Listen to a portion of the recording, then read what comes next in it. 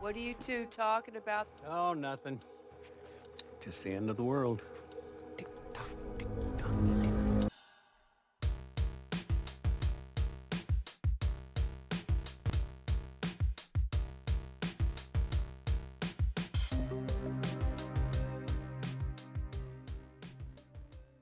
Hey man, what's going on? Hey, stranger. Yeah, I haven't seen you in a while. I don't know if I've seen you ever. Oh? You mind if I get something off my chest? Sure. What's going on, man? You know Jerry? Yeah, I know Jerry. Yeah, Jerry. Uh-huh. Yeah. Sure. I stole $20 from him once. You what? And now he's dead. He's dead? He's dead.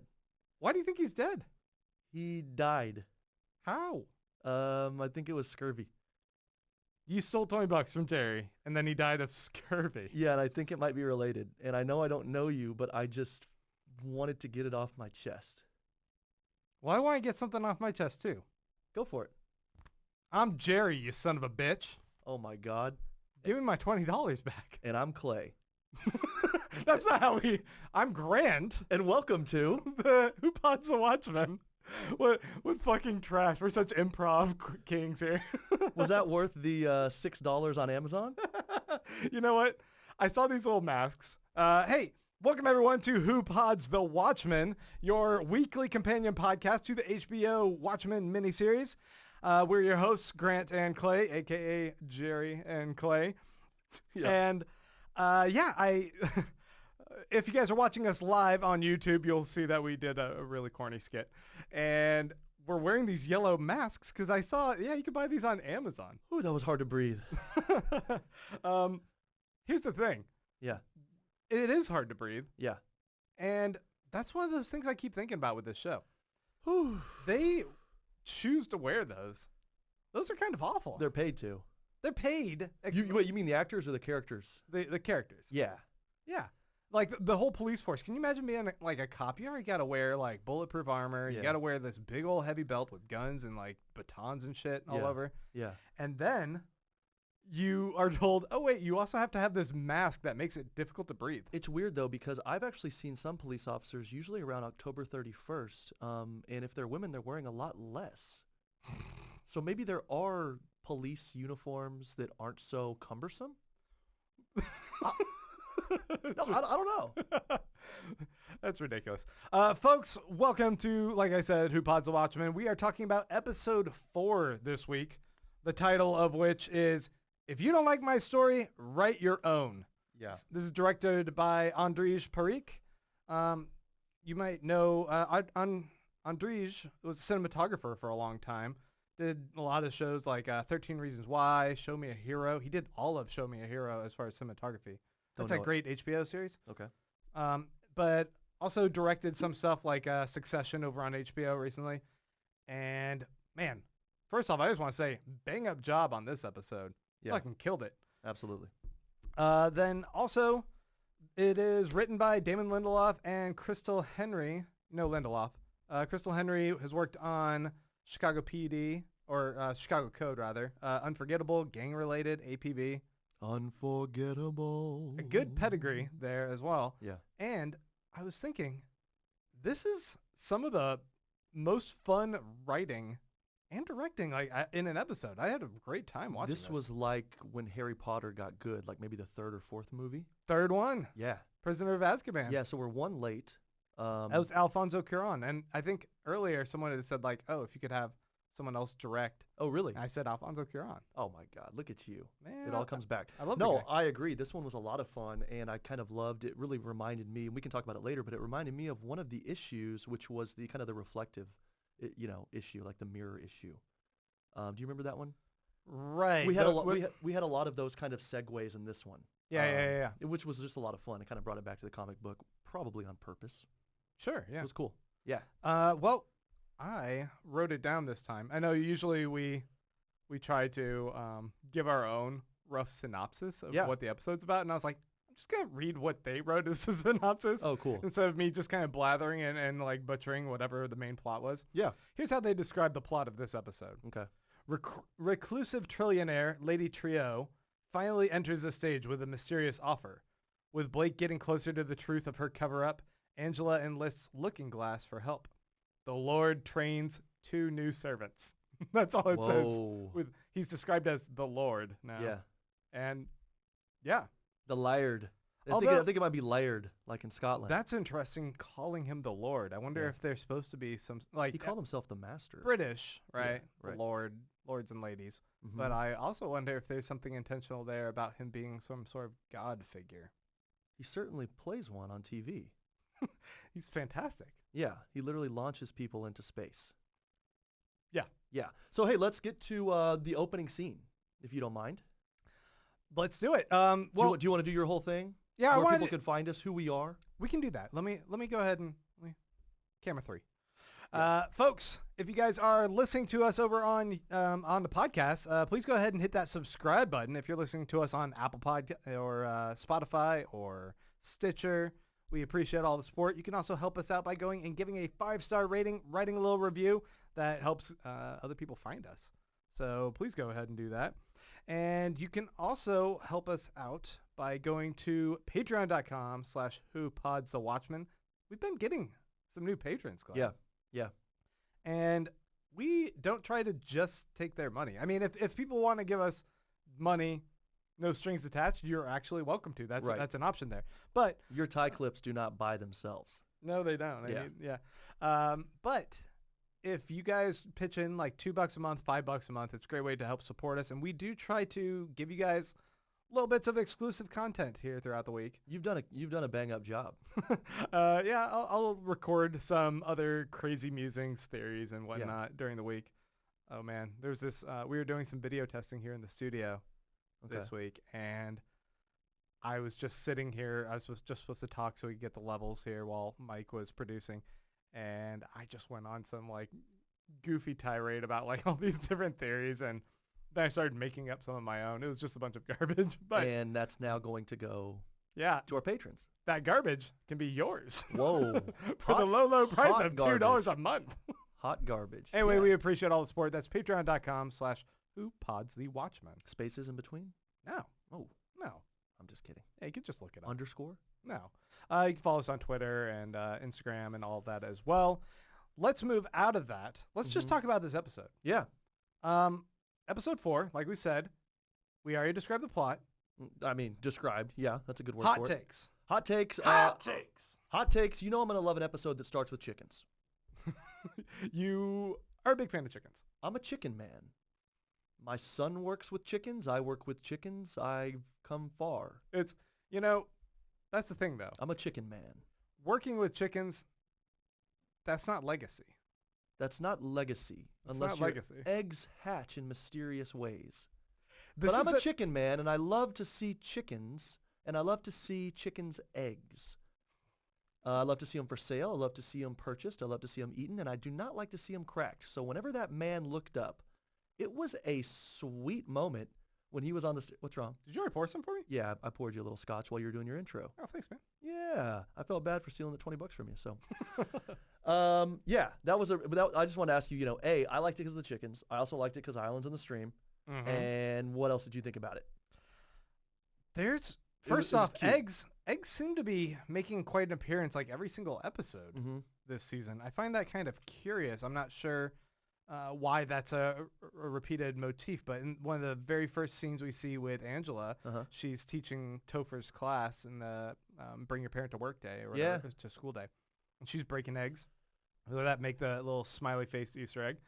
We also see in the second episode, she's talking to Will. She has him in her secret hideout, and he's boiling hard-boiled eggs. Uh-huh. I'm thinking there must have been some egg reference in the third episode that I was not even looking out for. I mean, But eggs are making an appearance in every episode. good source of protein. Good source of protein. Sheep.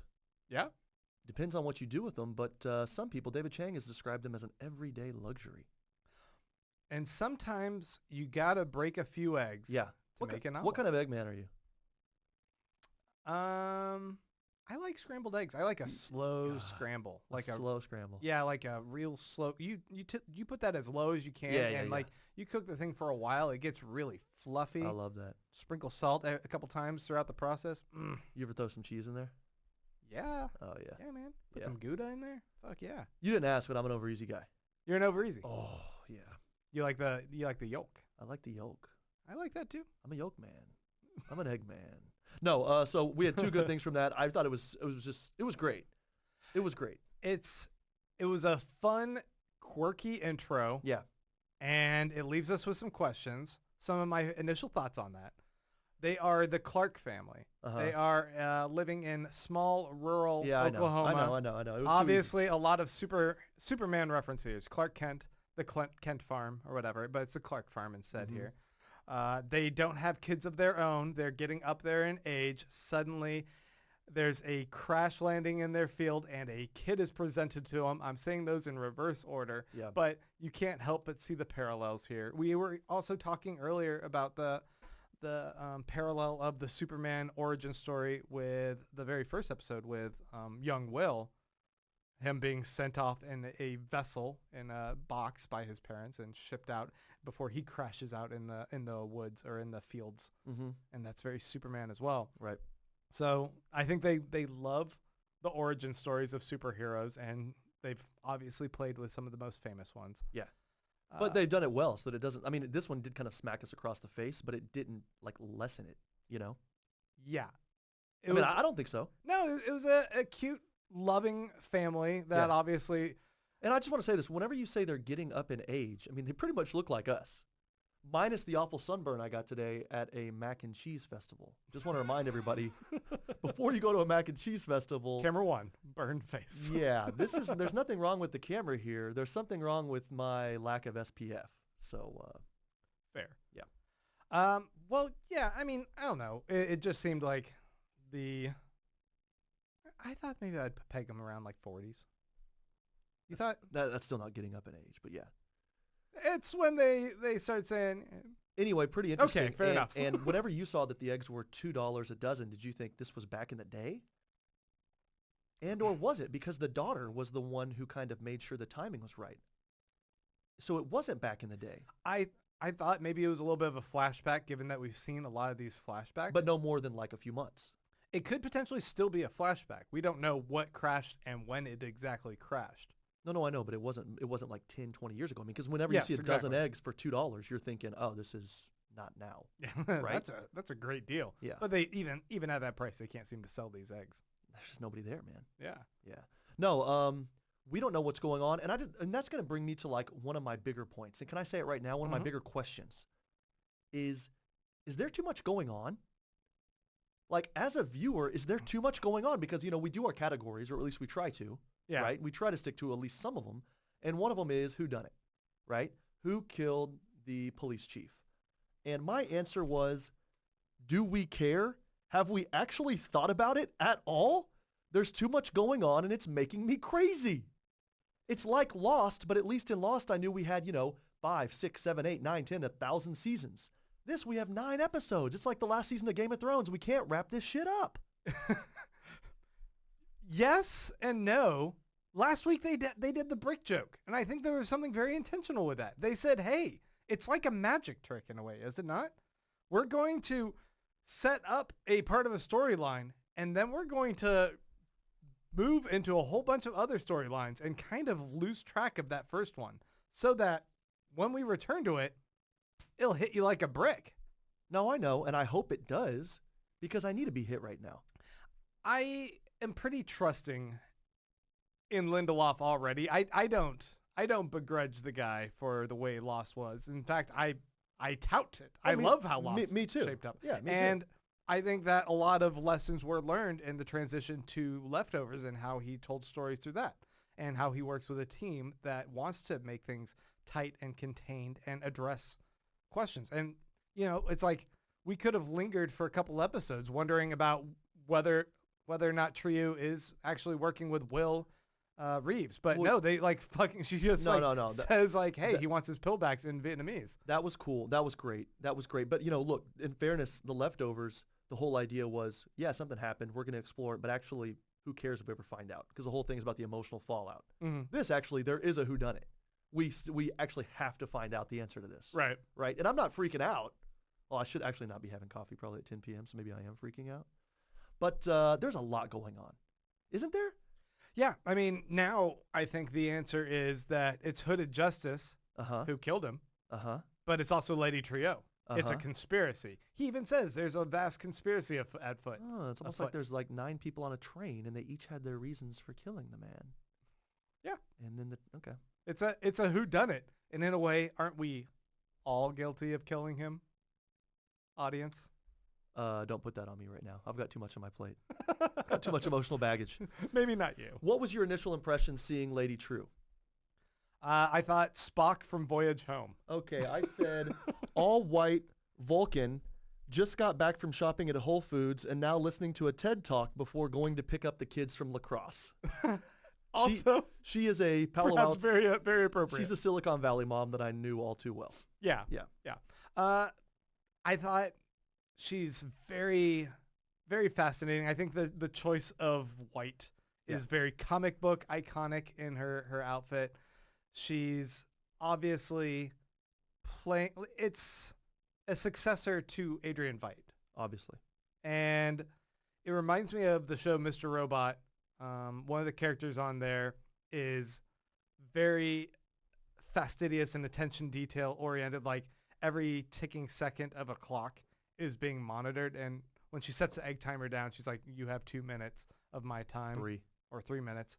Yeah, it feels like every second is very intentionally thought out. Yeah. And she's making the most of it. And there's got to be something if her superhero name is Lady Trieu, okay. But if it's also the watch lady or something, clock girl. Yeah. Sure, I can see that. Yeah. I thought it was interesting. I thought it was great. I have another question. Okay. I call it the Millennium, what was it called? The Millennium Clock? The eighth wonder or the first wonder of the new world? Right. Millennium Clock HQ. Whenever we saw that long, expansive white hallway, warehouse kind of thing. Yeah. Was that from the Avengers whenever they were using it to go back in time? It's the same No, set, I think it's the same locale. It could be. We need to do a side-by-side comparison on Instagram. It's a great building, if that's the case. I figured it could have just as easily been CGI. It's a well-used building. I guess. Yeah. No, anyway, I looked, because, I've recently seen that because I watch things usually 2 or 3 years too late. It's true. And it looked spitting image. So we have her make this offer. Yeah. $5 million kid. That's a great deal. You got to admit. Yeah. And right before that, she said, this isn't for money. And then, so I was like, okay, the kid's good enough. Yeah. For sure, you would sign anyway for the kid. But she tosses in the money anyway as like just icing on the cake because she wants to find that rocket man that landed there or whatever that thing is. What do you think that was? Can we jump into speculation now? Is it too soon? There's so much going on that it's hard for me to even focus on that. But yeah, we can definitely jump in on it. But I can't give you an answer. I want it to be a question you ask and then go first. And I can build off that and kind of pretend like, oh, yeah. You want me to theorize? Yeah, if you don't mind. Sure. I think there's a couple different options here. It could be the landing of Dr. Manhattan back on Earth, although he usually just kind of disapparates like a fucking wizard. But it could have been him. It could have been one of the bodies that Adrian Veidt is launching from his catapult. That's what I thought it was. You thought that? Yeah.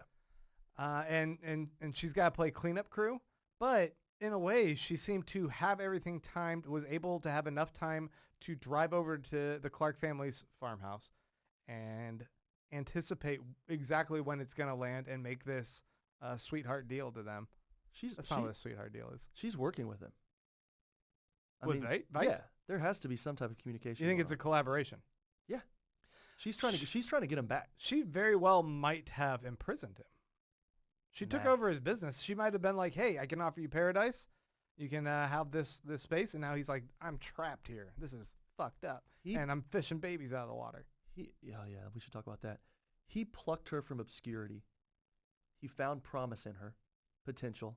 And he said, I know that this is what's going to happen. I'm going to get trapped in this other parallel dimension or whatever far away. And I need you to run the company, take care of my patents, take care of my inventions, and we're going to work together to get me back. She was working as a waitress at a cocktail bar. Yeah. That kind of thing? Yeah.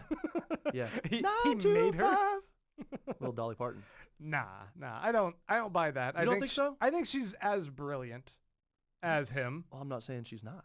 and I think that she's outwitted him, and he's Oh, trying really? to reclaim it. Weren't you talking about? We're gonna get into what you're talking about what's going on with his plot in a little bit, but let's jump back to this. So she makes this bid. She gets the plot of land, the 40 acres. I'm sure 40 was also intentional. 40 acres and a mule kind of thing. Mm-hmm. And she now owns whatever landed there. We don't know when exactly this happened, but this is our first introduction to her. And yeah, already right off the bat, I was like, very fascinating character. Yeah. I'm on board with how she's interacting with this world, her control of the situation. She seems very powerful and very scary, very intimidating, which it seems like this show has been kind of ramping up on its powerful and intimidating female characters. Like you have Sister Knight, who is a very intimidating, powerful warrior superhero who's operating in Tulsa. And then next level Topher. Topher, of course, but not a lady. But you have Agent Blake come in, and she's got more power, more authority. Being FBI, she knows her secret identity, and she touts that nonstop, almost or intentionally teasing her. Yeah. And then you have Lady Trieu, who's got fuck you money. She's a trillionaire. Yeah. And she just casually drops that. Oh, it's actually trillionaire. Yeah. Yeah. NBD. Yeah. And like each one more successively like powerful and scary and could destroy you. You've got to be a real jerk off, by the way, to correct people on that. that it's a trillionaire. Yeah. Could you imagine? It's like, oh, okay, good for you. Like what do you do at that point? Wow, you have to brag even more. So. Like, cool story, bro. Yeah. Do you know what's going on with our classes? You pay right even now? less in taxes. Cool. Good for you. Yeah. No. Yeah. Okay. So- I think you're right. Yeah, let's go ahead and jump past that, though. I thought it was a great intro. We see her assistant, who's her daughter. Yeah. And you mentioned a couple weeks ago, we saw her on the steps of the cultural center. Right. Walking down the stairs. And Right. you said she looked like Evie from Leftovers. Yeah. She totally does. I know. I told With you the the big old glasses. glasses. Yeah. But that was her. We must have seen her a little in advance. Or she was picking up the newspapers. She was picking up the newspapers. Right. Correct. Yeah. I don't know if I saw her again. Yeah. I don't know if it was intentional, but Yeah. I thought that was a pretty great. And what's up with, I mean, obviously we can chat about her, but what's up with the IV? What's up with the dreams? What's up with her mom? Not, obviously I know her mom's not walking her back to her room because she is a Silicon Valley Palo Alto mom. Which yeah, she doesn't give a fuck. Just, ugh. But, I mean, you know, when your kid wakes up with a nightmare, probably walk them back to their room. In the very beginning, she's able to offer these Clark parents, the kid, Mm-hmm. Clark couple, I should say beforehand. She was able to make a kid. She understands about genetics and how to breed kids somehow. Yeah. We have clones introduced. Wait, I love the way you just said that. That was the most scientifically astute thing. Was it so basic? She knows how to breed kids and make people and stuff somehow. Or I don't know what she said, but Professor Grant's here. Don't worry. can I jump in really quick? Because I have a little thing. Yeah, man. This was, so Kerouac, when he was, you know, we know Kerouac. Yeah, Jack. Right. You know, so he was really into haiku, but he realized that, you know, you can't take haiku. I mean, we do in English class when we're kids, right? You know, we're stuck to that syllable structure and everything. But he said, you know, I just want to do something that where we reduce it down similarly, but we're not tied or imprisoned by the same thing, right? So we call them pops, so short little poems. And I thought that hers was just incredible. She goes, in anticipation of our negotiation, I took the liberty of creating your son. You just think of that in 3 lines. In anticipation of our negotiation, I took the liberty of creating your son. Beautiful. Yeah. You're like, whoa, that was wild. But it's just an example of like the writing today. It was so good that I actually wrote down a few little things people were saying. And I don't think I did that on previous episodes unless it was just like really funny. This was just like really good writing. And that's an example of it. Yes. Yeah. I was nonstop writing quotes from this. I Yeah. thought this was one of the most quotable episodes. For sure. It was one of the, it had some of the coolest transitions between scenes Yeah. as well. So anyway, I'm sorry. I didn't mean to take you off, but so she knows how to breed humans, Oh, yeah, yeah. create test tube, create humans. We're jumping ahead now to why who Edie's daughter is.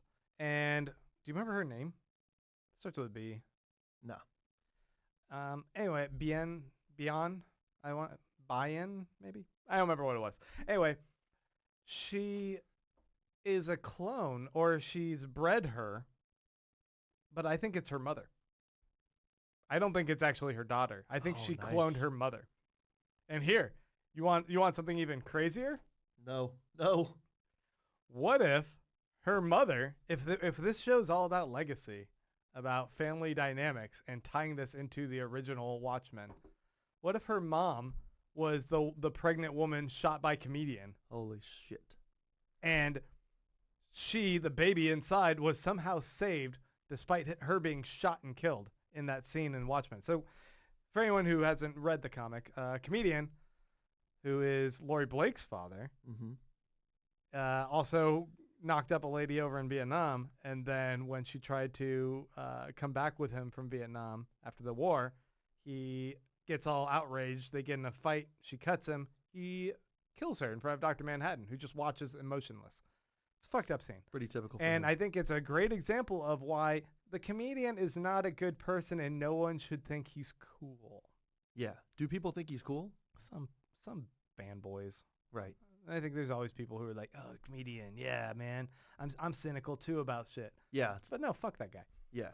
But anyway, I think it's possible that when her daughter is talking about like, oh, I had this dream about like being held in a camp and being walked across the fields or whatever. That's from Vietnam during Vietnam War. She is actually recalling what happened, and somehow she's bred her at a point where she can still have memory recall of her past life. Bred her. I think she's bred. Test tubed her. I think she's a test tube clone of her mother. Yeah. And that would make Lady Trieu stepsisters with Laurie Blake. Yeah, I thought that was interesting, just kind of thinking back to about the whole Vietnam angle. It was interesting when Laurie said, oh, you're from Vietnam. Oh, small world. Regina King here is from Vietnam as well. And, it's like, yeah, but, you know what I mean? Like, yeah, but also, in order for her to be from Vietnam 20 or 30 years before, we just had to Agent Orange the entire country and destroy all of you. You know what I mean? Right. Like, we're not all hunky. That's not a cute history. We're not all hunky-dory neighbors here. No. And it was just a really uncomfortable, and it led to a sweet moment wherever they were able to speak Vietnamese. But it's also intentional on Laurie Blake's part because she's an asshole For who sure. likes doxing every superhero nonstop. Precisely. Yeah, she's like, oh, yeah. She speaks Vietnamese. In fact, one of my funniest moments from the episode, I think, was that one. I really laughed. I lolled. I lolled, Clay. Did you Ralph Mayo? I just got on the ground and just started raffle mayoing. Yeah. Your kids were like, Dad. Yeah, I was like, go to sleep. Or I'm watching Watchmen. Go to sleep. Daddy's working right now. This is work. Yeah. Yeah, that was pretty. That was pretty wild. Okay, so you're thinking that that's her mom.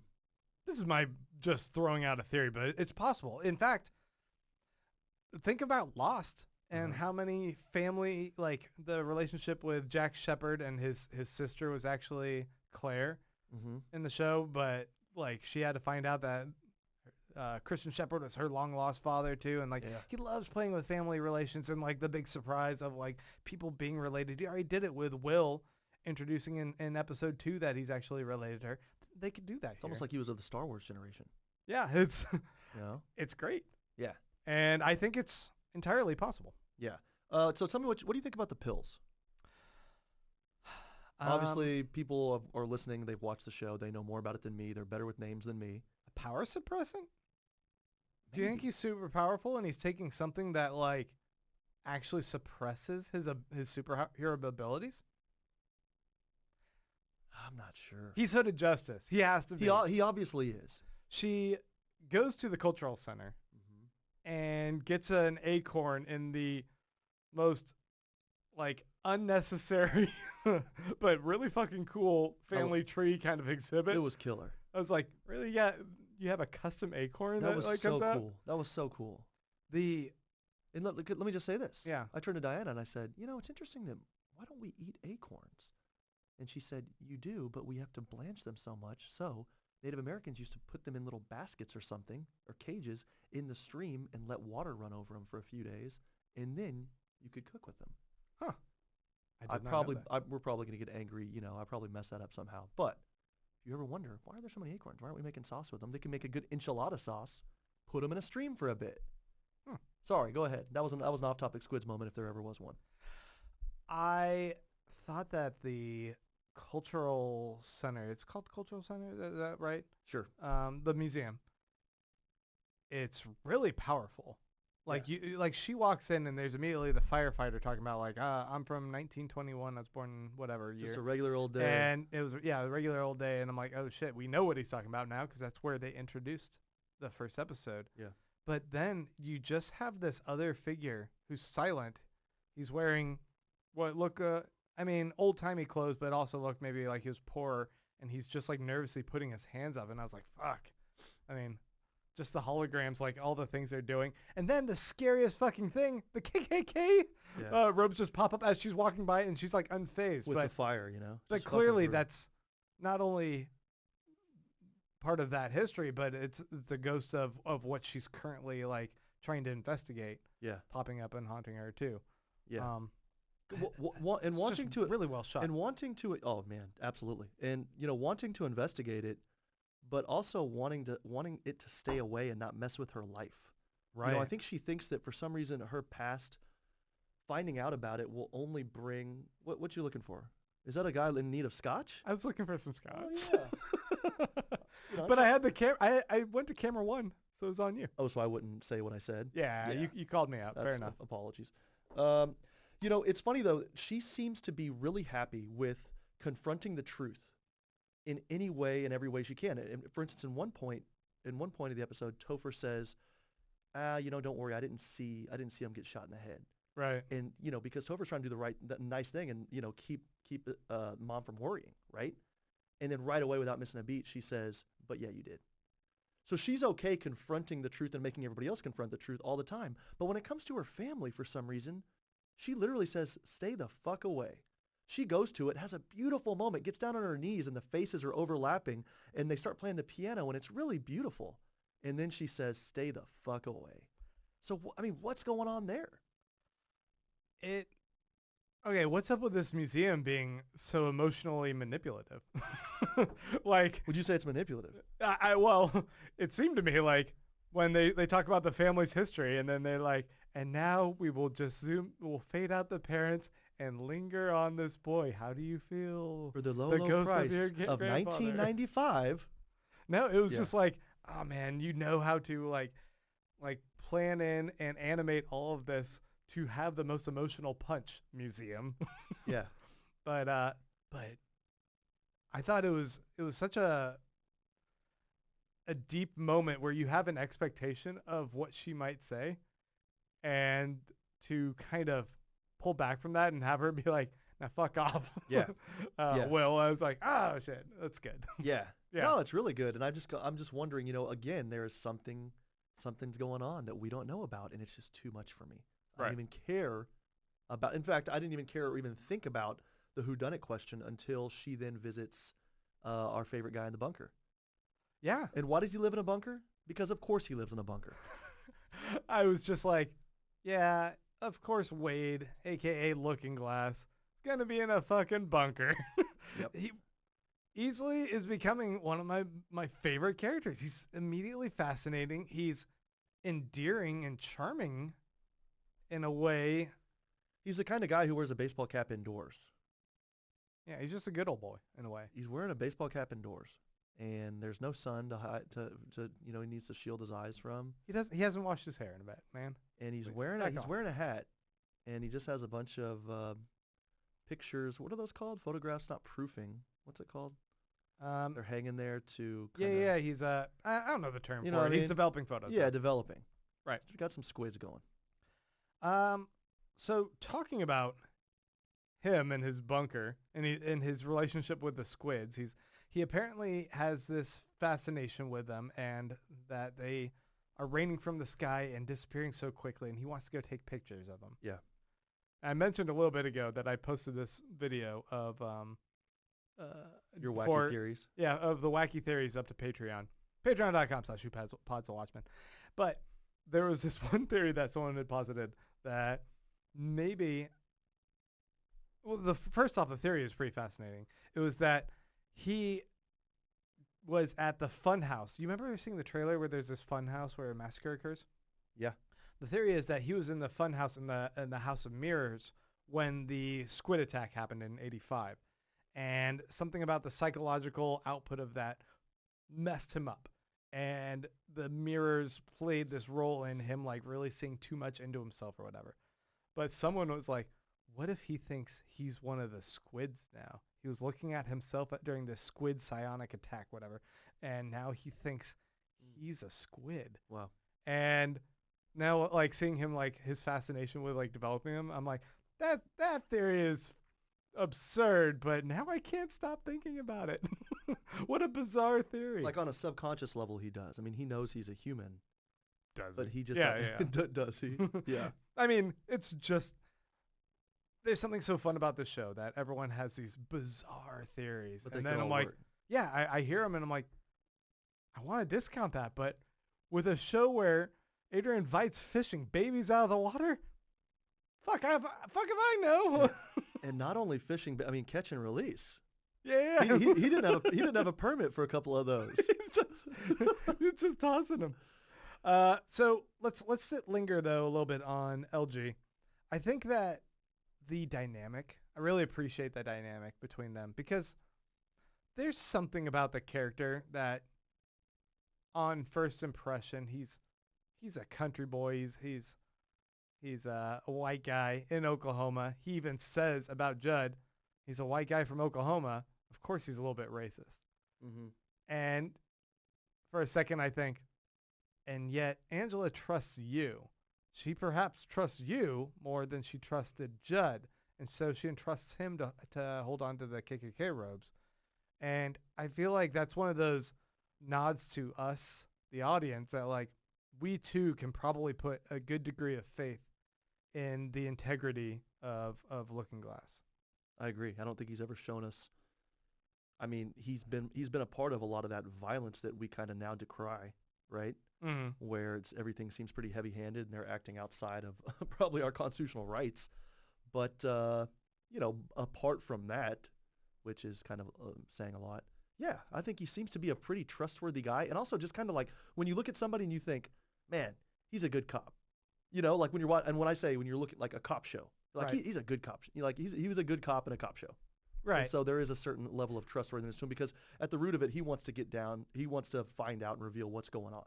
You know, yeah. Whether it's good or bad for him. He just wants to know the truth. So he's a good cop. I think that when she presents the robes to him, yeah, and he isn't like immediately like repulsed or anything or like, what the hell? But he is like, maybe it was his granddaddy's and it was a keepsake. That's like straight out of like the fan theories of like, or like what we immediately think.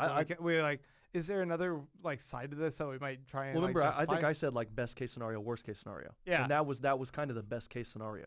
/ also, it's not really a good scenario. No. But it's, I mean, best case out of a bad bunch of cases. Right.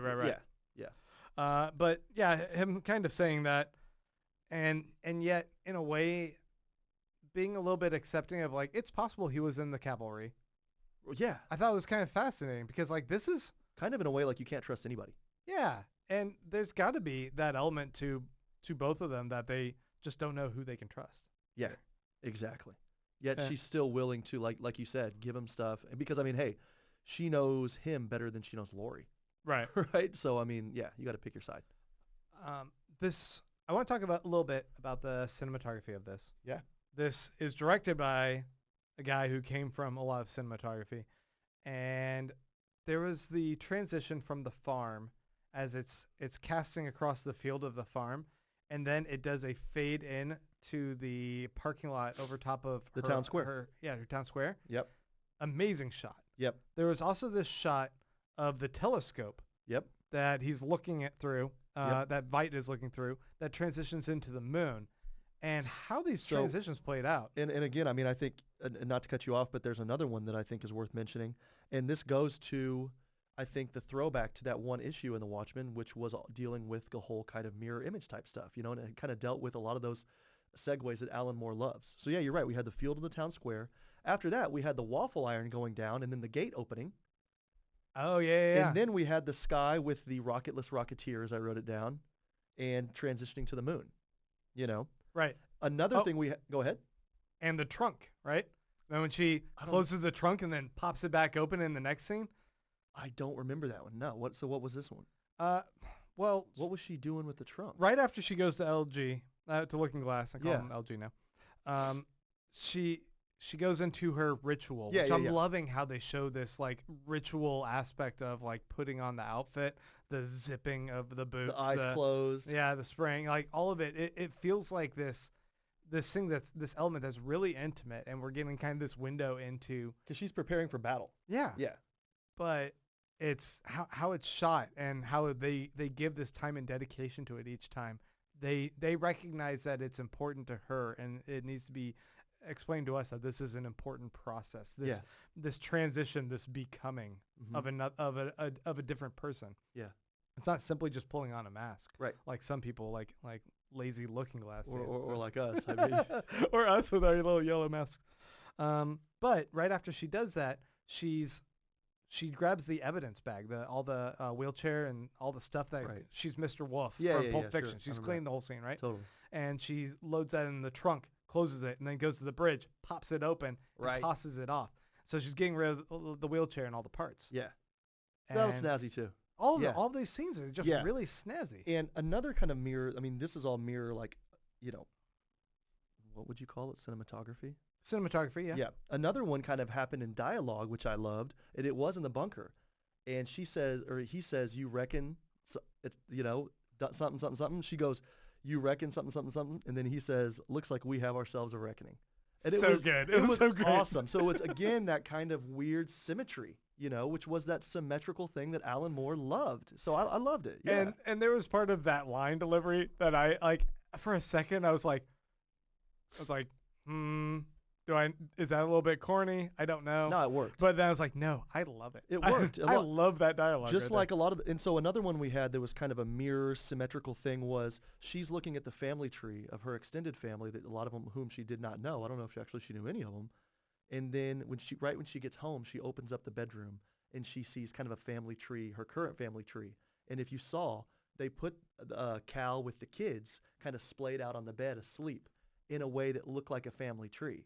Ah, man, that's so good. I loved it. So I was just, because early on, I kind of keyed, as you did too, looking at the field with the town square, we just had all this kind of symmetry going on. I love that. I was struck in that particular scene by her need not to just go to her bed, but to also go in and lay with Topher, underneath Topher. Yeah. Because she could have gone and slept on the couch or something. Right. But as a parent, I completely understand that feeling. She went and learned something very emotional about her family history. Yeah. Finding out who your grandfather is, who your great-grandparents are, after all this time of not knowing, that can be like such a profound emotional event. And she lashes out in a great, very Angela way of, now leave me the fuck alone. Yeah. But she immediately retreats to her current immediate family, and she doesn't want to go lay in her bed by herself. She wants to still be close to someone. That other bed's full, but she goes and lays with underneath Topher, and like they have this bonding moment. And it's like, I'm really appreciating the level of relationship that's going on between them. Absolutely. Yeah. And it just felt really important. Yeah, it did feel really important, and I'm glad we had it. I mean, it definitely added something. I don't know if it added any plot, but it just added that kind of, who is she? Why is she doing what she does? And we have a lot of those moments. I mean, we have Cal, while he tells them that, God doesn't exist, it was still a nice family. Right. It was still a nice family breakfast. And, it was so funny. While she's kind of, we have, I always say Regina, I'm sorry, but that's just kind of how I think of her, We have Regina and Cal right there. And she's kind of thinking, oh, you told him that? Okay. And then he says, who wants waffles? So like they've already moved on about that. They're not worrying about like the eternal silence of death and without an afterlife, Right. They're thinking about waffles. It's so funny. It's like, you hear these people who are like, oh man, I can't understand like how you can talk to your kids about like, people having different sexuality or different genders or just like identity about that kind of stuff. Or vegans. And I'm like, I've talked to my kids about that countless times. It's fucking easy. Yeah. The more difficult conversations are talking about death. Yeah. Like that one, like my kid got really like upset about this concept. And I'm like, I understand. I'm not religious. I would say I'm non-religious, but I understand the comfort and ease of being able to like be like, oh yeah, there's an afterlife, and it's Sure. really refreshing to see on TV an alternate reality where what you think is the typical conversation is gonna play out completely the opposite. That Cal's just kind of like, no, heaven's imaginary, just like something dismissive immediately. In fairness, too, though, I mean, this is not a typical family, right? No, so I'm sure their neighbors maybe are having those conversations, right, a different way. But yeah, it was pretty right. wild. But they're all saying that like, oh, heaven is whatever Dr. Manhattan creates for us. No, afterwards. exactly. Yeah, no, you're completely right. There's this whole other religion and I'm thing going sure on here. that affected everything, right? And the fact that squids are falling from the sky, that had to Right. play a role. We haven't really seen, and that's interesting. We haven't really seen religion. I mean, have we? I'm trying to think back to episodes 1, 2, and 3. I don't think so. Well, And spirituality was obviously such a big deal with Leftovers. yeah, and I think it is a big deal with Lindelof himself. Mm-hmm. But we have Sister Night, who Right. dresses like a nun to Right. some degree. Right. And when Laurie Blake's in the car with her, she's like, what happened? Did your parents get killed by a nun? Yeah, exactly. Which is a fucking brutal line. It's great. And she was having and- none of it. Yeah, but it's like, okay, what is the level of spirituality here? Is she supposed to be intentionally blasphemous? Was that conversation there going on with about how their family shrugs about this idea of at least Christianity or most organized religion? Is that supposed to indicate a little bit more of her backstory and why she's Sister Night? Did you take anything from that? I took from it on that point, a substantive point. I don't really have an answer. Right. Surprise, surprise. I don't know. And I got really distracted right away from the fact that Agent Petey was in the back seat. Right. I forgot that Agent Petey was even there. I don't think we were supposed to remember that he was there. It was fantastic. And then again, talk about symmetry. We have the same thing at the end with Will, and he was there.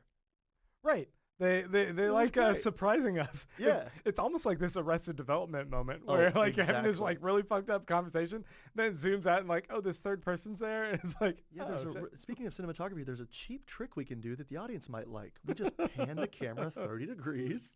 Yeah. It was pretty hilarious. So, you mentioned, obviously Lindelof a few times here. Do you think that the title was at all like a fourth wall kind of thing? Like, hey, I've heard some critiques. If you don't like it, go do your own thing. Partly, at least. Maybe give me a 10%er. Yeah, it had to. This is the 4th episode. Yeah. And my general rule of thumb is give most interesting kind of shows 4 episodes Okay. to prove themselves. I think that 4 episodes in on The Wire, one can move past the fact that it's really slow pace and go, but it's brilliant. Mm-hmm. And now when I rewatch it, I'm like, no, it was brilliant from the start. But I remember being really bored at the beginning of it. And yeah, 4 episodes in, I'm like, at this point, they've leaned so much into the weird that if this isn't your cup of tea, they have to be telling the audience, go fucking write your own shit. Or go watch His Dark Materials if you want something fucking expensive and boring. Oh, God. I was not feeling His Dark Materials either. I watched that first episode, I'm like, of course this is the successor to Game of Thrones because it's also a boring pilot just like Game of Thrones had. I mean, I'm not on social media, but I want to be on social media just so I can post an image from, am I even saying it correctly? His Dark Materials? Yeah. His Dark Materials, and just say hashtag I'm in it for the animals. Because that's the only reason I kept watching on Monday was just to see animals. Fair. I mean, there's something Fair point. worthwhile to see an animal change in mid-flight or something to a marmot or whatever. Yeah. Yeah. I'm in it for the animals. Anyway, you're right. If you don't like it by now, and I wonder how many people are liking it versus not. And if people are maybe thinking, God, what the hell's going on? I had looked up previously what the title's in reference to, and I forgot. Okay. And I also forgot my actual phone and my laptop on my way over here to the studio. Oof. Luckily, like a weirdo, I brought this backup one, but that has some notes I was able to pull up, Nice. but it's a little bit truncated. So do you, I'm did not you able have, to look it up. did you have any cool kind of behind the scenes type stuff? Because I mean, I don't know. I think people know, viewers, listeners by now, that I don't really do a ton of homework. I'm just the village idiot here, and you're my sensei.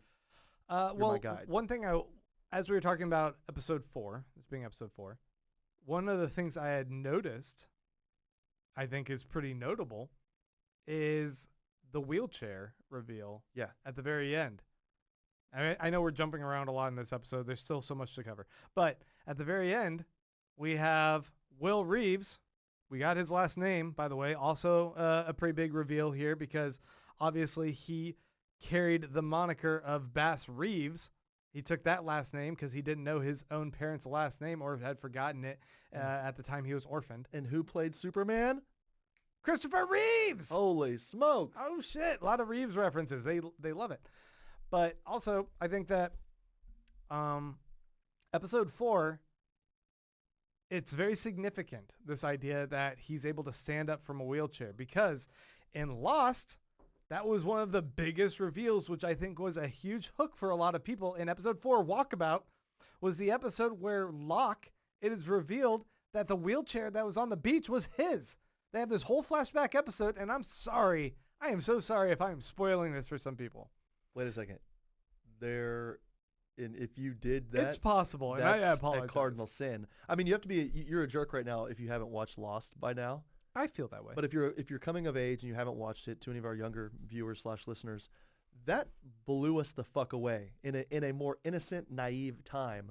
Yeah, man. That was incredible. I remember watching that in college with you. Crazy moment.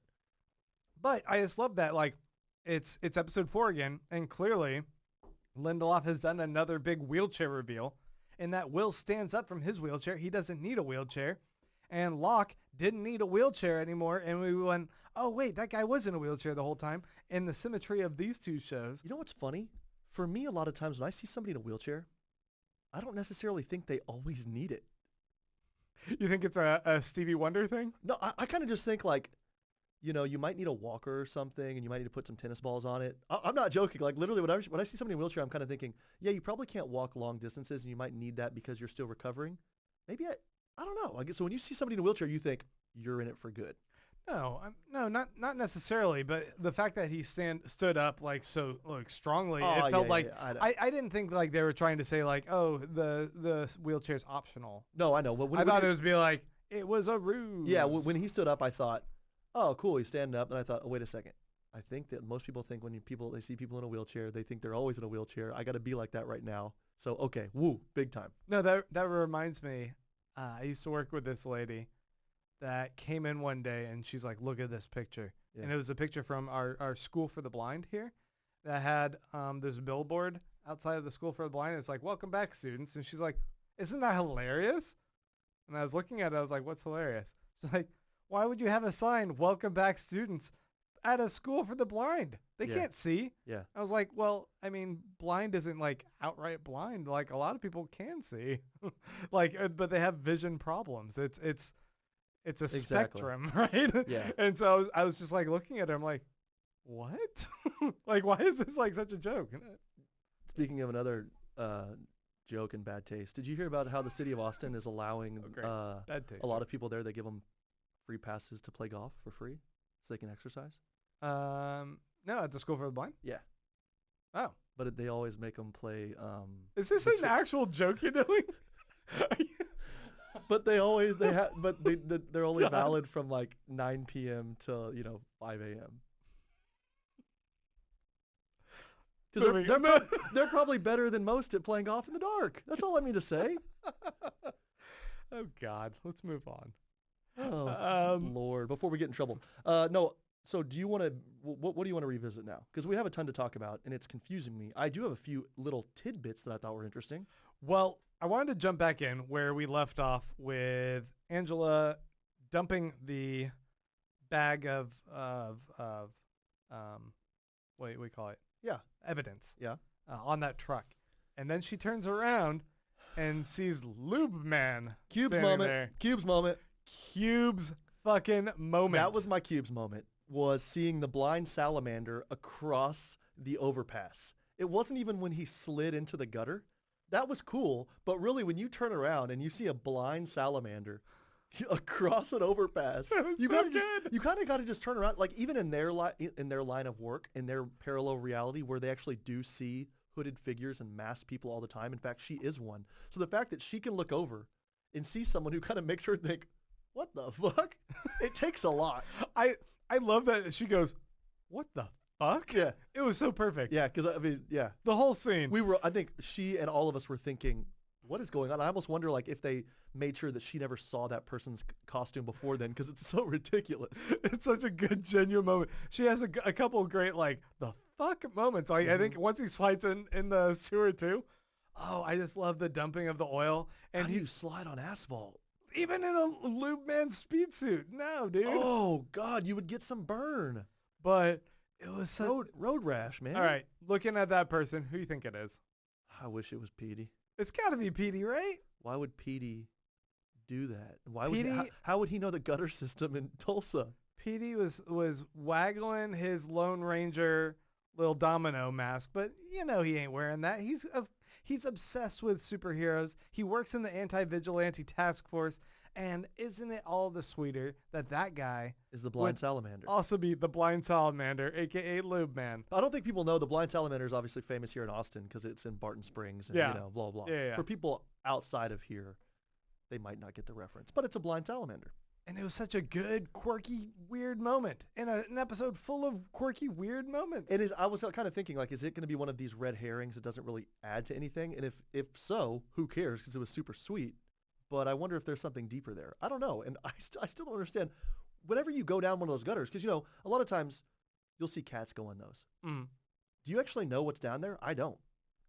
Clowns, I think. Clowns and red balloons. That's what's down there. Oh. And shit. So I don't want to know. No, Okay. don't go down there. Yeah. But seeing the introduction of another costumed character, I thought it was a lot of fun. It's really weird. And I'm leaning toward it being Petey at this point because that's a tall, thin frame. It's either him or it's Abe Sapien. Exactly. Like Doug Jones, like who has that kind of build like those guys.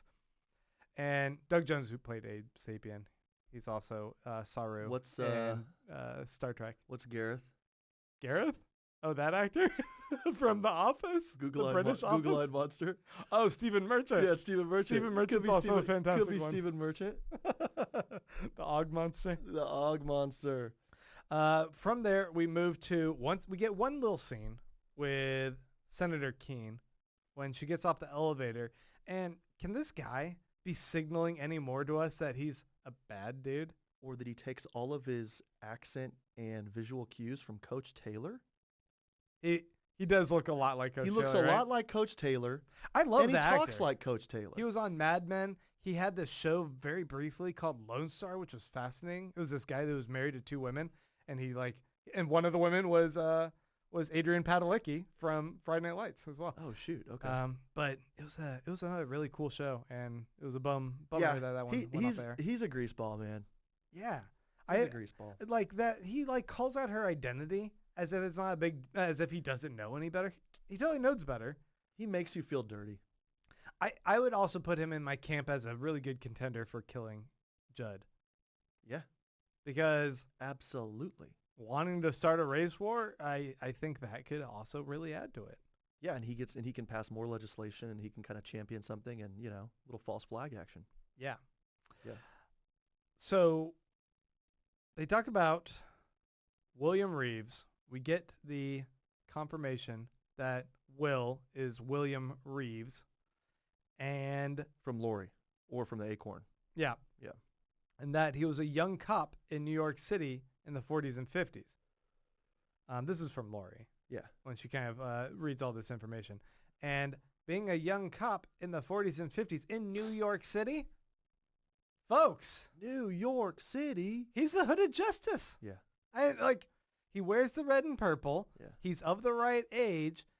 They even signal to us in that little under the hood scene that the other person in the comic book who they theorize could have been it, Rolf Miller, they're even saying, oh, that was just a false identity. That person was a fall guy for my identity, the narrator saying that's hooded justice. And what we had to go off of was what Night Owl says in the comic, and that guy could have also totally been covering for hooded justice. Or if you're like, oh, his skin is darker, we see that Sister Night spray paints her eyes. How difficult is it for someone else to spray paint their eyes dark or lighter? And wouldn't that also parallel what's going on with her? Yeah. I don't know. I think there's a lot of reasons. I'm just not excited because I agree completely. I just see it as a foregone conclusion. I just like that they keep adding these little details to kind of make it more digestible. It's kind of, I mean, I would suggest it's potentially a retcon to what a lot of people had in their mind as canon for Watchmen. Okay.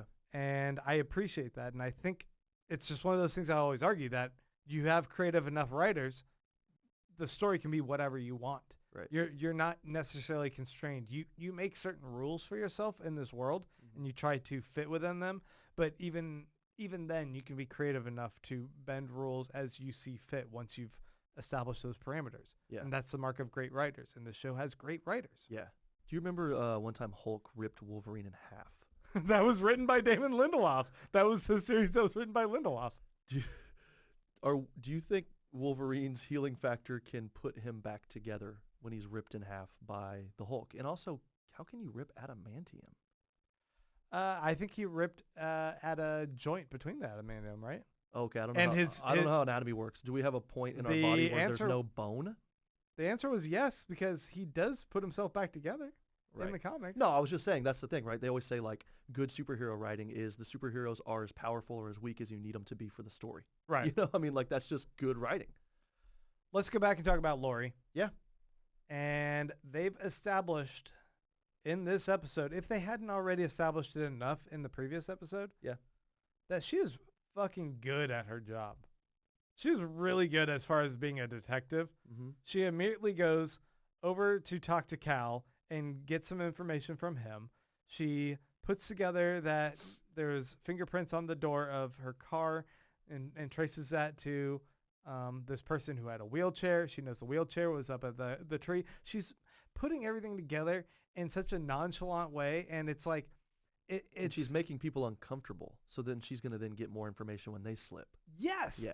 And she does this all so well that I think the performance by Jean Smart, I think the writing of the character of Laurie Blake is all in service of making the character from Watchmen even better.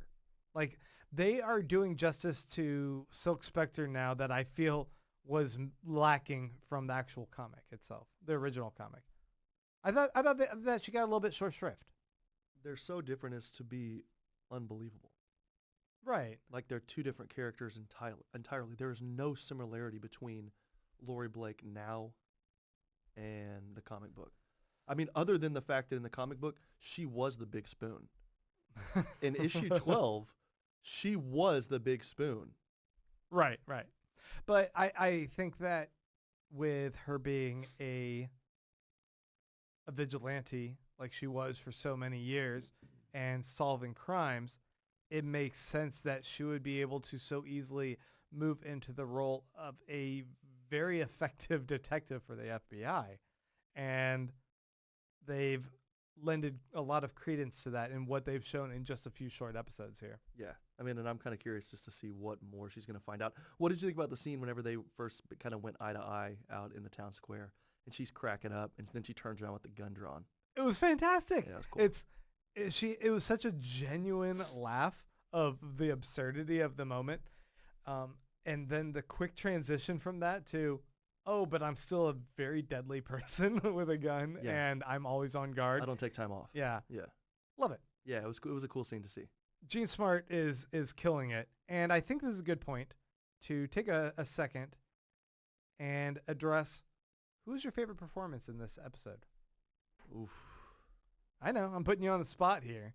There's a lot of great ones, but who was your, I think clearly for us last week, it was like, man, we both loved Laurie Blake. We loved Jean Smart. And Looking Glass as well. And Looking was Glass so good too.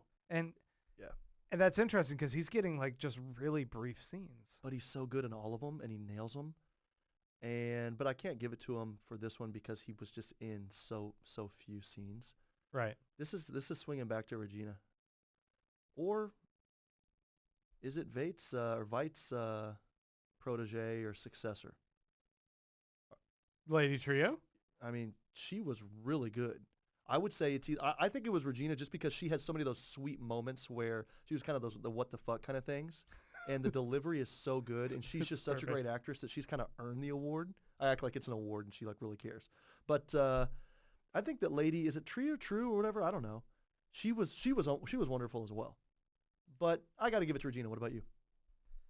Man, I'm so conflicted. It's between Regina, it's between Angela, I guess, and Veidt for me. I thought the lines of dialogue they gave him, his having to, with each progressive year, at this point, it's very clear. He even outlined it himself. It's been 4 years that he's been trapped in this prison. And how he's played progressively more crazy and deranged and a little off kilter with it. This is the Black Freighter. That's what we're seeing here. Absolutely. He's losing his sense of humanity if he hadn't already lost it in Watchmen when he kills 5 million people with a squid attack. Or 50 million, whatever. I should know that number more effectively if I should, feel the loss of those people. Yeah. But they're imaginary. But I think that I would give it to him for how he hams up those lines. Just even throwing babies. I mean, it was awful. It was incredible. The words they give him. I just love how he chews into all of that dialogue. I think it's fantastic. Yeah. And yeah, that'd be my pick. Just kind of an old man. Since you gave it already to Regina, I don't have to cover her. Yeah, and just kind of like the way he, if you see that on the script, goes on his boat, lobster fishing, pulls up cages of babies, discards babies he doesn't see as viable or something, Right. When you read that on the page, you're like, oh my God, this could go so wrong. It could go so wrong so easily. But he does this thing where he's kind of pattering around like an old man who's never happy in his house, like, you know what I mean? Kind of like walking around and like, getting the mail and then coming back and setting it down and then making tea or something. And he just does this great way of even when that was, I know for you probably, or not probably, but certainly when you see someone doing that, it's just disgusting, right? At least for me, whenever I saw him just discard the children, it's really tough to watch. But it was I thought it was funny. It was, but that's the thing for me. I thought it was so tough to watch, but it was still on top of that. It was like a half and half beer or something where they stay distinct. A little black and tan. Yeah, like a little black and tan. I have that disgust there, but then I have humor sitting right on top of it, and that's a really rare moment for me where it was just so disgusting, but also so funny. Some good dark humor. Yeah, right. Yeah. I thought it felt like I don't even know what these creatures are supposed to be. They're like mandrakes or something. What's that one where you pull up the baby from the root of a tree? Yeah, exactly. Thing? Yeah. And they scream. Yeah. All my references are from Harry Potter. I think. No, that's fine. So what? Probably a problem. What did you think about the dining hall with all the cult of lemmings gone awry? He obviously is going on a murder spree. Yeah. And then he's able to just like start fresh. And but was it because of frustration? What was going on? Yeah, he says something about like it was too early for you to give me this plate or something. No, it was the horseshoe. He goes, I don't need it yet. Not yet. It's that damned horseshoe. Was it? Is that what he pulled out? There's something to do with that horseshoe. He doesn't need it yet. Interesting. And they keep trying to give him a horseshoe.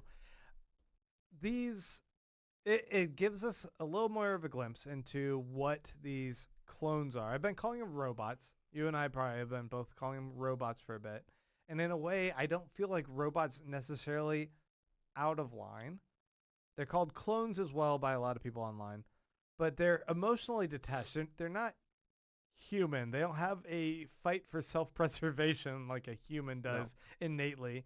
And even if you argue that they're just born, they have a degree of language skills and whatnot that are learned and processed quickly enough. Yeah. There's like an imprint thing going on. Right. Yeah. There's etching on the chip.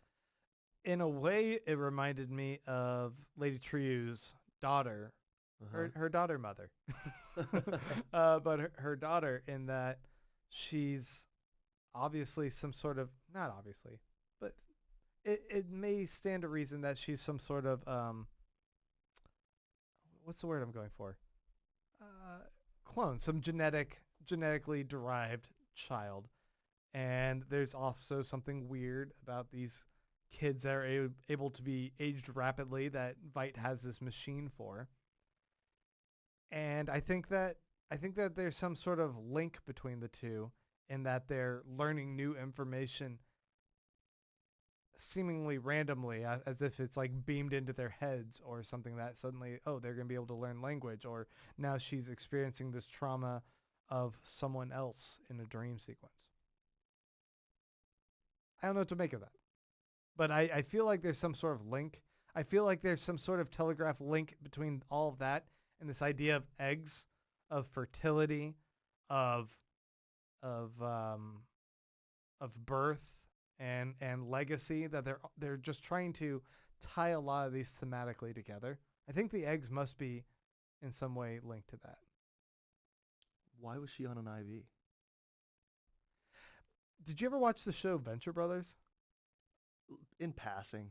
Well, he's got two kids, Hank and Dean, and his kids are disposable. At a certain point, like, they would die, and he would just go down to the lab and make or activate new clones and download all the information into them. Little Rick and Morty. Yeah. New Mortys. He would just get more Mortys or whatever. Which, hey, Rick and Morty's back as of tonight. So we gotta go watch that. Yeah, season 4. Okay. But it sort of reminded me a little bit of that. Okay. They're just downloading new memories into them. Yeah. I don't know what to make of all that. Yeah, that's fascinating thinking about, I mean, I think you're completely right on with the fact that is her mom.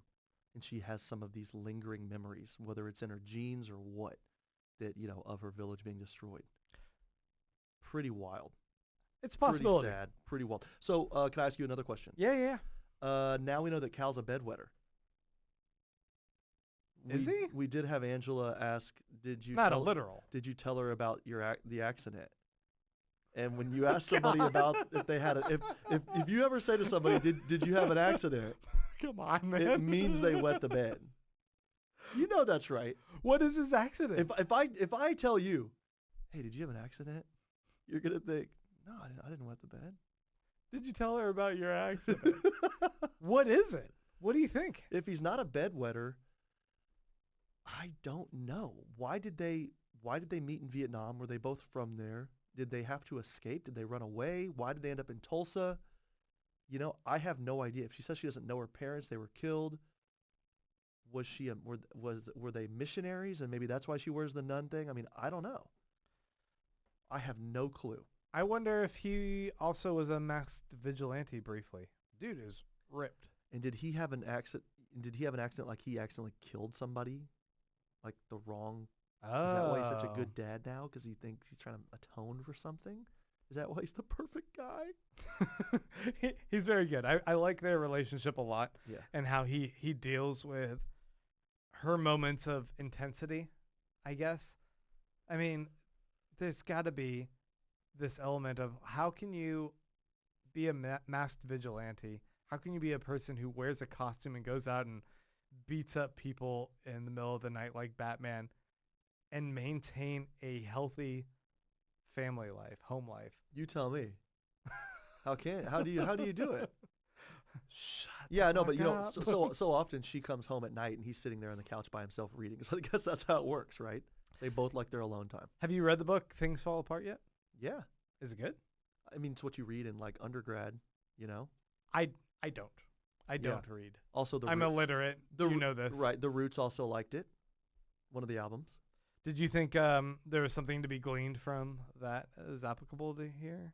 I mean, it's kind of, it goes with the title. It's about change. It's about change in a tribal village and also a country and in the formation of a country and, all of that with colonialism.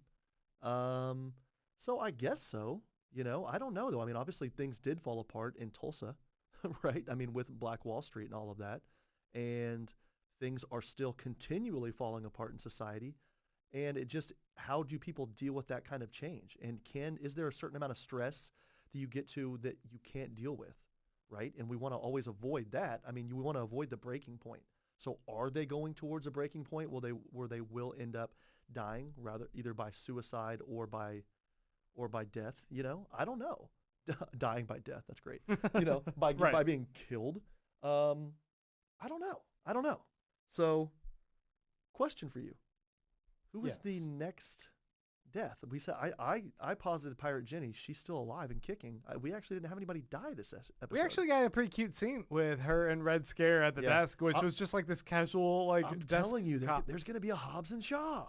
You think it's good? There's going to be a Scare and Jenny. Scare and Jenny? Yeah. Little spin-off action. Yeah, why not? Little Red and Pirate. But it's cute. Them just like hanging out, like doing their beat. And It was awesome. We need They a must be spin-off. partners. And you're right. Yeah, For yeah. sure. They're so cool. Wait, what was your question about Jenny? Who's gonna be the next who's to gonna die? die next? And now that we've seen more of Red Scare, what's his name? Red Scare? Mhm. Red Scare and Pirate Jenny. I don't want either of them to die. Right. So I mean, I feel like everyone's so precious that I'm like, who? I still feel like Will is going to die. I feel like he is going to play a role where he's going to make himself valuable to Angela and then die, and that's going to hurt her. Because he talks at the very end about, like, in some way that he's betrayed her family, and we'll find out in 3 days. Or she'll find out in 3 days.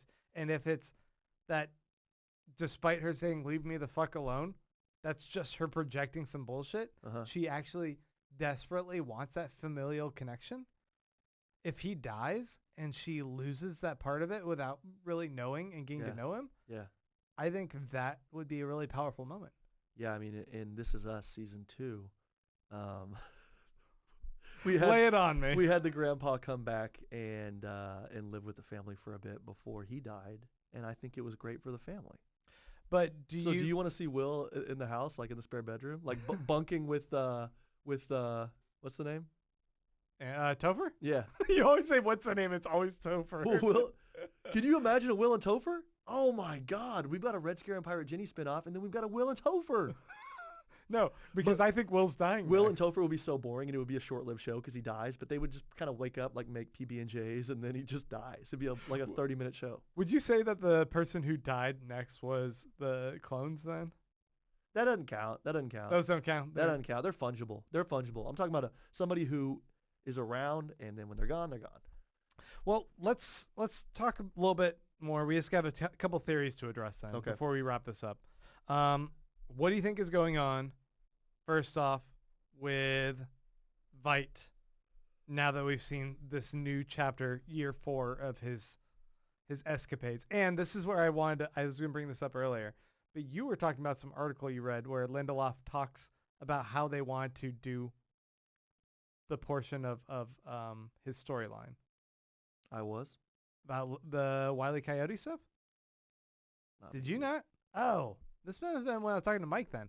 Mike said he read some article with Lindelof where he was talking about how they shot all of the scenes with Veidt before they shot even episode 2. They got the green light on episode 1. They shot all of Veidt because they're like, oh, the seasons are changing. We want to shoot this out in this countryside before it gets too cold. So we're going to write all of his scenes first, and we're going to do that. But also they wanted some absurdity of the scene. And so, and I'm bastardizing this off of what I heard secondhand from Mike reading this article. So my apologies if I get this wrong. But they didn't want something that's like super heavy. So they decided like how they want to kind of portray what's going on with him is that it's essentially like Wile E. Coyote, that he's making all of these contraptions to try and gadgets and crazy stuff that keeps failing. So it's kind of funny and it's super surreal. So with that in mind, what do you think, Clay, about what's going on with him? He's trapped on this prison countryside castle. He fishes for bodies. Not bodies, babies. Babies that he ages up in some aging machine that he has. And at the same time, he has the aging machine. So these were provided for him in this realm? he has an aging machine, and then he doesn't have an MP3 player. It's still He has a record player. it's still all very steampunk wherever he is. Yeah, I was thinking that whenever he had like the trebuchet or whatever kind of thing, I don't know if there was like a counterweight trebuchet, but when he had that, I was like, how did he build that? And obviously, if you have enough of your little lemmings, then you can build whatever you want. So maybe that's how he's building this stuff. He fishes them out. He starts a new chapter, and then he kills them all when he gets really tired of them. When he gets it, yeah, exactly. I guess somebody just missed their line in the play, and he just decided to mass murder them. But what was he? Oh wait, go ahead. I love the idea that it's that Adrian Veidt is a person that their mind can't stop, can't give them a break. So he's one of the most brilliant men in the world, but that means he's also constantly like this ball of energy of like, I have to make things, I have to keep working, I have to keep striving towards something. And if he is presented with a paradise, let's say hypothetically, he struck a deal with Dr. Manhattan or Lady Trieu, whoever. Hey, I will give you paradise you can live in. You give me your company or whatever. He's going to be too antsy in that place of, I have to figure out the mechanics of how this works. I have to escape. Yeah. But I don't know. I'm not sure what's what going on. Are these people disappearing and going into an alternate universe? I mean, they're not like getting burnt or hitting something like it's not a biodome thing they're in. It's almost like another dimension, and that's the edge, like a Field of Dreams. That's the edge of the cornfield or something, right? Remember one of your favorite moments from Watchmen when Dr. Manhattan makes the energy field around Laurie because he had forgotten when he brought her to Mars? Yeah. That she couldn't breathe? Yeah. Makes an energy field around her, then suddenly she can breathe. Yeah. I mean, it's possible that there's this energy bubble around him, and it's also manifested to look like this castle side, whatever. Yeah, like Scotland or something. It's his vivarium, just like the vivarium he has in Antarctica. Wild. Just like the vivarium that Lady Trieu now has, this that recreates Vietnam in her domicile. Yeah. Yeah. So all of this is related, how they're tying it in, how they're threading everything. This episode I thought was it was a lot cleaner. I didn't have any moments where I thought the links between this and the comic book felt really heavy-handed. I thought the cinematography, the dialogue, the performances, I was loving all of it. I think it was really well balanced. I thought the dialogue was clipping along, really, really funny and witty. Right. There wasn't a lot of wasted moments. I didn't get bored at all. I think they made sure to go. And, when we knew when the Veidt scene was coming, and I think the Veidt scene was a little bit longer. It becomes something that's like and anticipated It was now. really fun. Yeah. And, I think that whenever we had like the, what was it called? The Black Freighter? Yeah. Was that right? Black Freighter? Yeah. I mean, whenever that happens in the comic book, you're like, oh God, and if I wasn't doing a podcast with you, I would just skip that. It's like, ugh, I'll just skip ahead. But I think you did skip it one of the episodes. Yeah, actually I did. Yeah. So this is something though you look forward to, and it works, and you're thinking, okay, it is going to tie back in somehow, and I wonder if it is tying in now with the purchase of that land. Are some of those comets that are crash landing? I think you talked about it at the beginning, but are those the bodies? Are those the lemmings? She's been in Antarctica, or no, she's been in Oklahoma for a year building her first wonder of the New World, eighth wonder, whatever thing. And maybe it's possible that she has him trapped in some sort of biodome bubble there, and he's launching bodies out of this to try and figure out how he can escape. But and also trying to alert the media. The video game parameters of this world he's in aren't letting him. He's trying to find a glitch or something. Yeah. I have a few spare thoughts I want to address. Do it. Before we hit our cubes moment? So I hit one of my cubes moments. I actually had 2 cubes, and I think that's fine because there's always room in the world for another cubes. Well, let me say, what's your other cubes moment? Okay, so my first cube moment was obviously seeing the blind salamander and mine from was across the overpass. Yeah, and mine was him sliding in the sewer. Okay. My second cubes moment was the tea or coffee mug with the elephant trunk handle. Why was that? Why was it my cubes moment, or why does it exist? Why was that your cubes moment? I thought it was precious. You just really liked it? A cubes moment is something that makes you smile. I saw that and I thought, she has all the money in the world. She's living in this vivarium in the middle of Tulsa. She's a trillionaire, as she tells us. Yeah. Yet she still thinks instead of just a regular mug, I'm gonna have a mug with an elephant trunk. It's a handle. cute little element that And it was cute seeing Will drink tea out of his elephant mug. props to the prop designers. Yeah, I liked it. Yeah. That's cool. I wanted to mention when we have the reveal that Petey's in the car. Yeah. And Petey gives a downloaded history of Silk Spectre of Laurie Blake. You're right. It's kind of callous, like Uh-huh. to the point where I'm like, shit, dude. Yeah. So these are her parents. Her dad raped her mom. Yeah.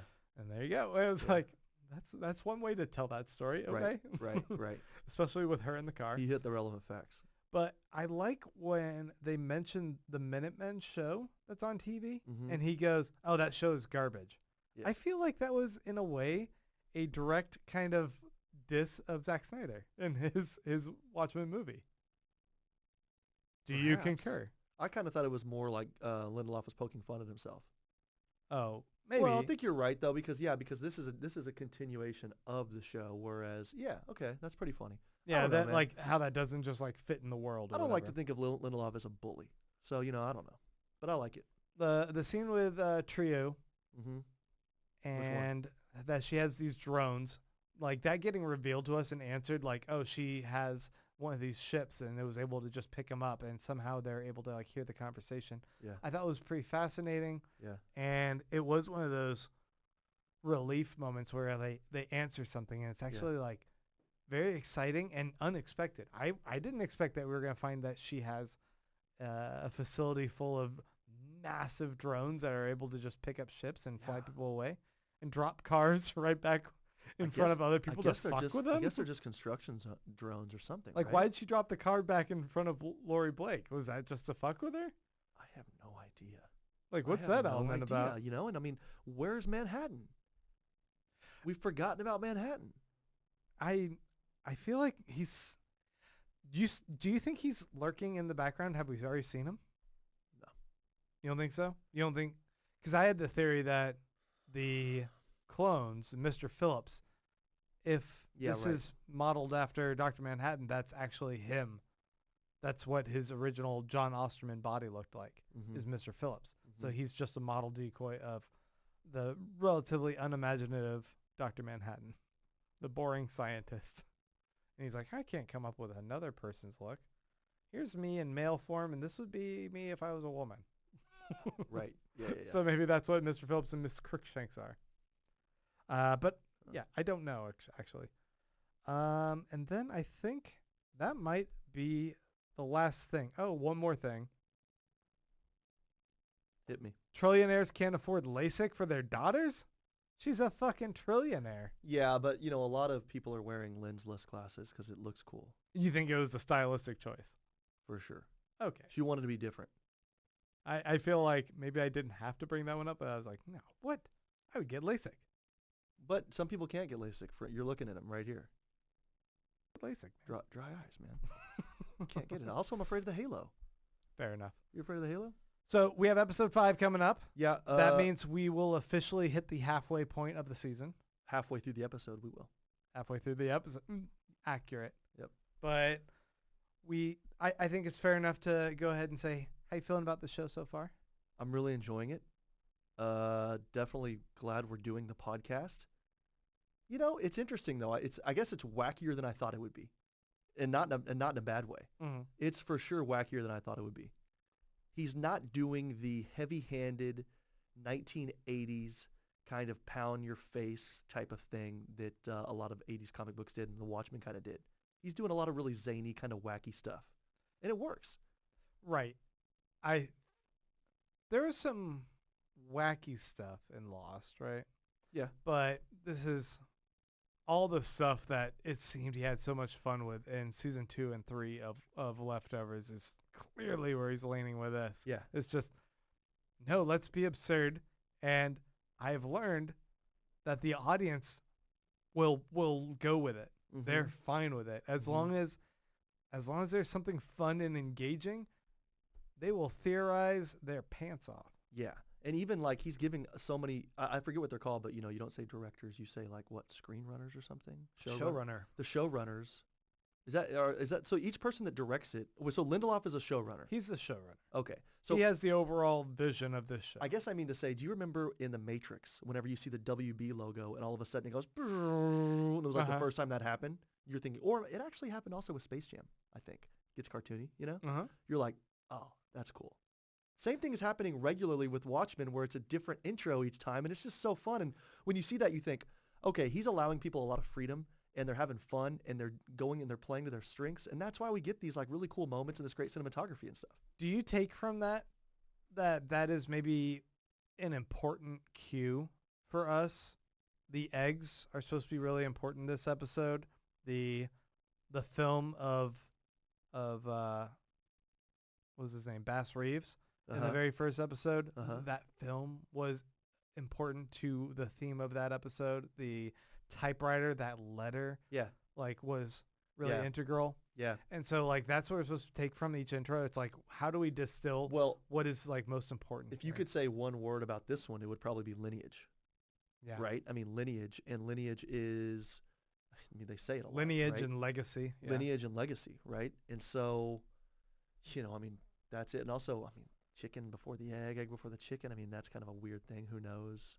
I don't know. Yeah, interesting. Maybe with the typewriter, it's kind of like messages, you know, kind of SOS, like messages in a bottle. I mean, you know, I don't know. And who's going to receive it and what are they going to do with it? And that's kind of been what the glowing buttons. That's been what Will has been to Angela, right? Kind of this SOS. What are you going to do with it now that you have the message? And she would rather not have the message, you know? I think her life was kind of actually going okay. You know, she had her secret thing going on, and her family obviously is a really happy, good, like, I mean, family, you know? She has a good dynamic there. She has like work-life balance. She's doing well. And then all of a sudden Will butts in, and obviously her chief of police gets killed, and she's in the shit. So, I don't know. It's interesting. What do you think? What's more to make about the eggs, or what do they symbolize to you?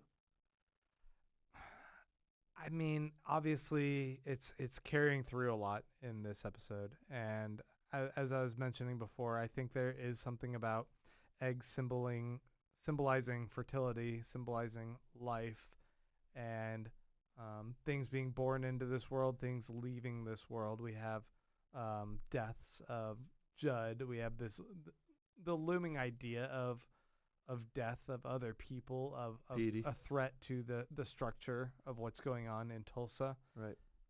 And then we have these beings being killed by Veidt and then brought back and resurrected in some sort of vicious cycle because it's not deemed as life. And I think it's also, like we talked about at the very beginning of this episode, that he's called the Lord. And in a way, he's playing God with these beings. He's killing them effortlessly, and then he's bringing back an Adam and an Eve into this garden of what he even called himself paradise. But it's now a prison. And if that isn't also a metaphor for our planet, and we had a very atheistic message, but if we could have also a very deistic message here, it's that there is this cruel joke of this planet that we're on. Yeah. And you view it initially as this gift, this paradise, but there's so much pain and misery in this world. And at a certain point you might realize there's an awfulness to this reality. And that we are just playthings to those in power, whether they are the Watchmen, the wealthy, or God, right? Right. And I think actually the first podcast I did with you, I brought in that passage from the Tao Te Ching, I think, where they mentioned something like, we're but straw dogs or something, you know, to these spiritual beings. Let me ask you this real quick, and I know we're kind of running along. Sorry, that's kind of usual. But we tend to do that. Yeah. What? So do you think? I mean, I'm thinking here. He does not have the technology to create these beings, right? So was it more that he was, and we know that he can talk with kind of the Lone Ranger guy, right? The guardian, right? Yeah. So was it that maybe he was gifted these two people to kind of help him, to do all of his stuff for him, right? Cook dinner for him and all this stuff. And then they died. And then does he write a missive to this groundskeeper and say, hey, what's going on? Or he sees it and he says, hey, if you need more, just FYI, don't abuse this. But we keep them stocked in the pond, right? I mean, what is his relationship here, and how does he have this stuff that he has? I know you mentioned it, but I don't know. Obviously, from the events of the Watchmen comic, we are revealed that Adrian Veidt has a little bit of a god complex already, right? Mhm. He thinks that he knows best, and he's going to, in a Machiavellian way, do something evil in order to save humanity because that is his burden, and he must be the one to solve this crisis. If this pathology of sorts continues onward, is it not possible that when presented with an opportunity of, well, do you think you could do better? Do you think that you could full-scale play God? We will give you an Adam and an Eve. And in fact, you can breed as many as you want and use them to your devices in this alternate reality. If he's given this opportunity and now he's like, fuck yeah, I can be God. I can make a much better system than the reality we have. He has an Adam and an Eve. And now he's like 4 years in, he's like, nah, fuck this, man. Yeah, I don't want this game. I want a cheeseburger. Yeah, I just want to murder all these people. Yeah. His murder right there was the flood, right? And that was Sodom and Gomorrah. He's burning shit down. He's destroying all sorts of people. And yeah, I think it's all the more appropriate when I see that he was referred to as Lord in that write-up. Yeah. Really well. Anyway. Yeah, I think we've rambled on quite a bit. This is a very fun episode. We do these very freshly, folks, right after the episode airs, so bear with us if we miss something or we fuck something up, describe something incorrectly. Just know that we have our heart in the right place. We really love these episodes. Well, yes, we try to.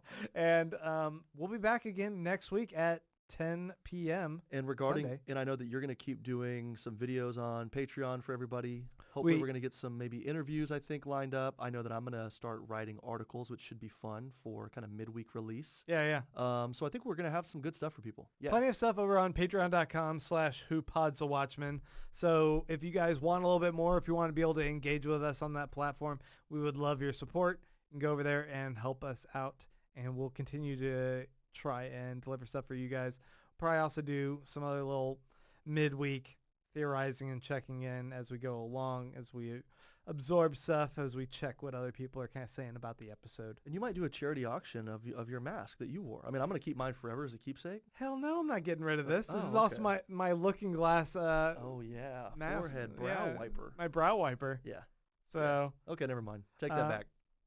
But yeah, we want to thank you guys for checking out this episode. We will be back again next week. I do want to ask a question. If anybody wants to jump in and slide into Grant's DMs, as I like to say. I know Grant, people have done this. They actually say I'm sliding in. I'm not sure if that's exactly what they say, but yeah, people have jumped into our DMs. Slide in and let us know, who do you think is the next to die?